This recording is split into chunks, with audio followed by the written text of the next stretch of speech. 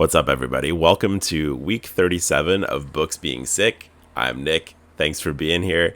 The famous last words always, but this is probably going to be a bit of a shorter one.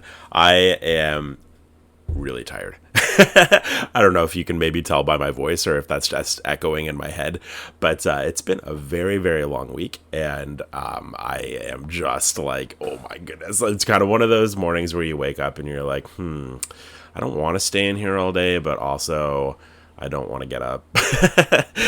But here we are. So today, I got just a few quick things to talk about, really nothing too crazy. I was going to go over the first 5 books that I logged into Goodreads. I thought that might be fun. For those that are kind of new to following me here, I just started reading about 2 years ago. Obviously, I could read before that. I just didn't read books. I really just did start reading books for the first time 2 years ago. And so I thought it would be fun to log or show you the first 5 books that I logged into Goodreads. That kind of started me on this path to loving books as much as I do. It's a bit of a weird 5-pack. 3 are from the same trilogy. Maybe you can guess which trilogy that is. It is one of my favorites of all time. So yeah, we'll get into that. A bit of a reading update first. So I am still reading East of Eden and Wizard and Glass. I'm not quite as far along. Well, I'm not quite as far along as I had hoped to be. Again, it's been one of those it's been one of those weeks. Okay, so I'm still reading East of Eden, and I'm reading this super cool copy. This is from Kayoule Rare Books. I've mentioned him a whole bunch of times. You can find him on Instagram. I'll try to mention him down below in the description, so you can kind of copy what the name is, because it's kind of a hard one to spell out just by voice, Kayoule. So I'll mark it down below, but he's just a rare bookseller. He's a really cool guy. And he sent me this 1952 third printing of East of Eden, which has just been really, really fun to read, because the smell primarily is what is making this as fun as it is. Every page you turn, it's like, that the old book smell in this one is so intense, and I just love it so, so much. And there's also just a bunch of old stains in here, so as you're reading this book, it's just it's kind of cool to see these stains that were probably made back in the 50s when this book was first read. And the signature in here is, I think it says John B. Hammond, and that's obviously whoever purchased this book, and it's dated November 1953. So just really cool. Just really, really cool. Really have been enjoying reading this copy, and just adding to the ambiance with the smells for the story. Really, really cool. And, it's kind of, it's taken me a little longer to get through that one, but not in a bad way. It's kind of just it's so gripping, and so the character development in the story is just absolutely insane, unlike anything I've read before. And it's one of those things where I want to just sit down and read this whole thing, but I've been enjoying just sitting with the story so much that I don't want it to be over. So it's so good that I don't want to read it because I don't want it to be over. But I think this week is going to be the week that I finish up with that. And also the week I'm probably going to finish up with Wizard and Glass. I'm about 3/4 of the way through Wizard and Glass, and it's been really, really great. A lot of characters, a lot of stuff going on, a lot to follow. Definitely a side, like kind of a derailment from the story that we've been on, but I think an important story. It is fun to see where Roland has come from, and I think that this whole setup has been it's been really entertaining. I've said before, but I feel like it's a tough sell. We're gonna go away from all the characters that for the first 3 books we've built up, and just introduce a whole bunch of new characters and leave our main characters behind. It's a tough sell, but it has been really, really fantastic. And a lot of people say Wizard and Glass is their favorite book ever, and I can see why. It's a Western. It's magical. It's mysterious. It's brutal, and it's very Stephen King-y. Very, very Stephen King-y. Before I get into my first 5 books that I logged into Goodreads, I did also just want to mention, just real fast, I have my final pre-order of the year up right now. So today is Sunday, September 15th. I'm going to keep it open until the 17th, so Tuesday, and so by Wednesday it'll be closed. And so if you're looking, so this is the final one. So I've got everything up there: the Spinebreaker shirts, the Books Are Sick shirts, and I have a new design up there as well that I'm gonna pop on the screen right now. This is my favorite one to date. This is Books Are Literally Sick, and this was done by my buddy Josh, who's done all my designs so far. He's a tattoo artist here in Hamilton. He's the best, and I appreciate him so much. So if you're interested in grabbing any one of those, the pre-sale is up right now for the next day or two, and they will be shipped out by mid-October, so you'll have them well before the holidays if that's your end goal. Okay. So let's get into the top five, not top five, but the first 5 books that I read.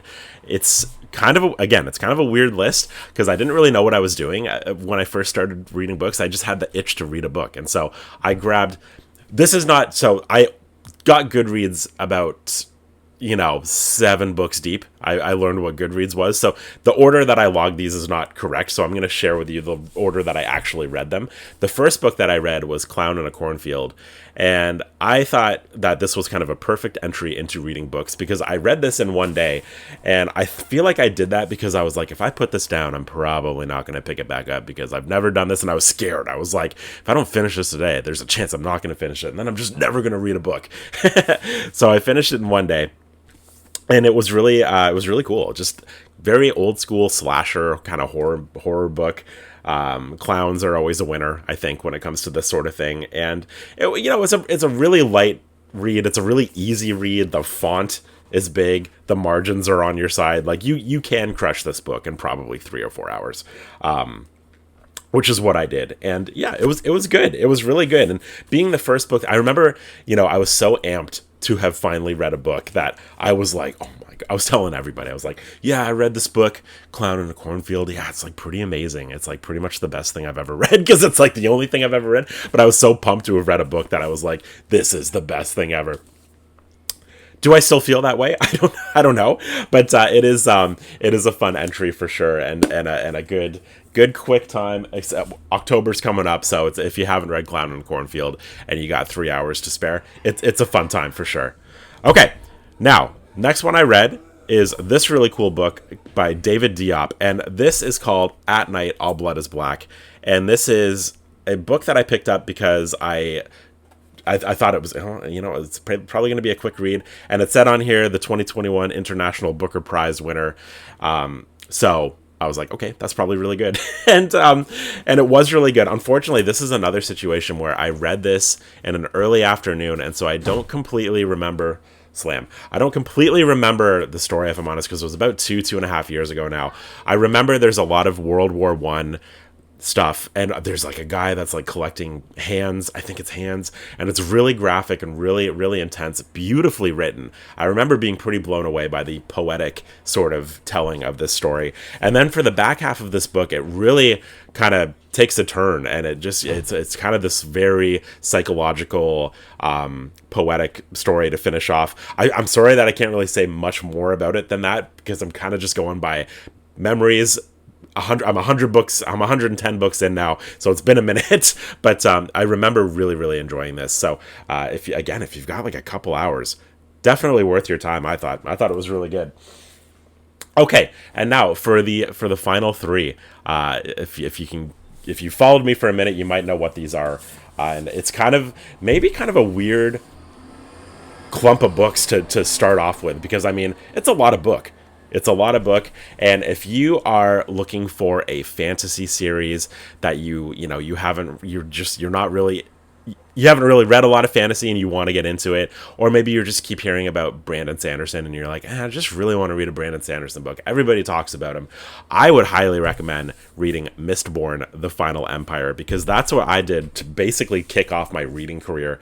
I read all 3 back to back to back, which I don't typically recommend doing because I've done that with a few other series since then, and I always get a little just overwhelmed with the repetitiveness.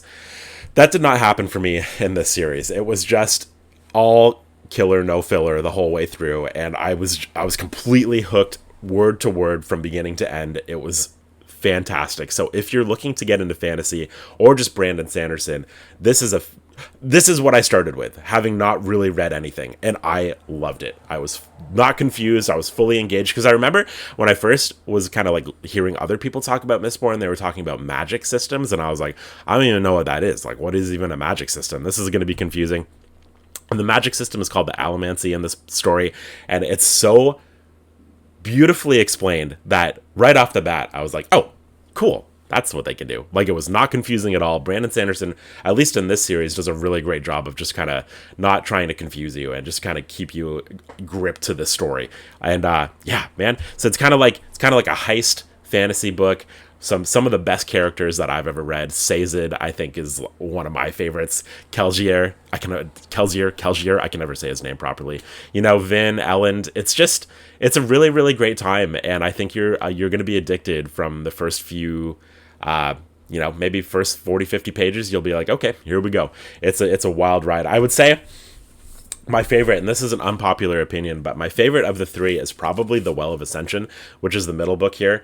A lot of people say this is their least favorite. For me, it was my favorite. I love just the meat in the middle, and it was kind of a slower. It is a slower story, but we kind of get to know the characters on a deeper level because everything is moving a little slower. There's a bit of, standoffiness going and a lot of just wait and see, but we get to spend a lot of time with these characters in those slow moments, and I really, really like that. And of course, the final 50 to 100 pages of all three of these books is just like, it's like there's this thing called the Sanderlanche, and so at the end of the final 100 pages of all of his books are just mind-blowing, and just everything just kind of goes nuts. And that happens for all three of these books, which is really, really fun. And I thought that the series ended beautifully with the Hero of Ages. Just a great way to beautifully finish it off with Vin and Elend. That picture of them in my mind is still so fresh in my mind, and it's it's really, really fantastic. I can't recommend it enough if you're looking to get into fantasy, because this series is probably the series or the books that really solidified the fact that I want to keep reading books, because Clown and Cornfield was great and all that, but this trio of books here, I finished it and I just sat in a room and stared at a wall, and I was like, yeah, this is what reading is. This is what people are talking about. And so yeah, I'm not trying to hype them up too much, but oh my gosh, I really love them. Okay, so yeah, sorry, bit of a shorter one here, guys. I'm feeling it. So that is it for me for today for week 37. Again, if you're interested in checking out the final pre-sale for the year, that I'll have the link below for you. And yeah, so thanks for watching week 37, guys. Endlessly appreciate you being here and sticking with me, even on days where I'm not feeling super alive. But anyways, this has been week 37 of Books Being Sick. I've been Nick. Thanks for watching, guys, and we'll see you next Sunday.